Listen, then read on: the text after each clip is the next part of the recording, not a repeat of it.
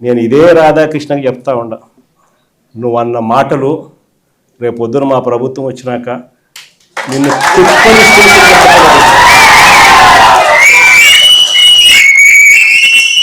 వైఎస్ఆర్సీపీ శ్రేణుల్లో వైఎస్ఆర్సీపీ కార్యకర్తల భార్యలంటే నీకు అంత అలుసుగా కనిపిస్తుందా రాధాకృష్ణ అని చెప్పి నేను చెప్తాను.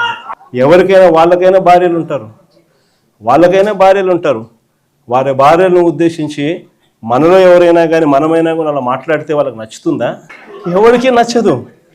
నచ్చినప్పుడు అలాంటి మాటలు మాట్లాడేదానికి కనీసం అలాంటి మాటలు మాట్లాడినప్పుడు తప్పు అని చెప్పి కనీసం ఈ నాయకులన్నా చెప్పాలి కదా.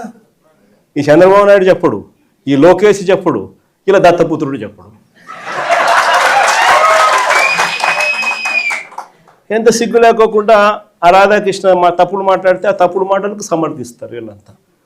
ఈ స్థాయికి రాజకీయాలు దిగజారిపోతే రేపు పొద్దున ఈరోజు సోషల్ మీడియాలో ఎప్పుడెప్పుడో కమెంట్లు పెట్టినవి తీసుకొని వచ్చి పిల్లలందరినీ తీసుకొని వచ్చి స్టేషన్ల చుట్టూ తిప్పుతున్నారు, జైళ్ళల్లో పెడతా ఉన్నారు, కోట్ల చుట్టూ తిప్పుతూ ఉన్నారు, కొడుతున్నారు.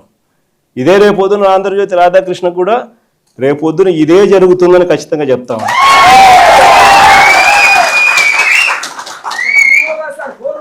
అసలు మహిళల గురించి ఇంత తక్కువగా చూసే కార్యక్రమం, తక్కువగా మాట్లాడే కార్యక్రమం, ఈ పరిస్థితులన్నీ కూడా రాష్ట్రంలో ఎందుకు వచ్చినాయి? ఆశ్చర్యం కలిగించే విషయం. ఇంతకుముందు ఎప్పుడు జరగల. కోడూరు ఎమ్మెల్యే ఆరవ శ్రీధర్, అసలు నాకు నిజంగా ఆశ్చర్యం అనిపిస్తుంది.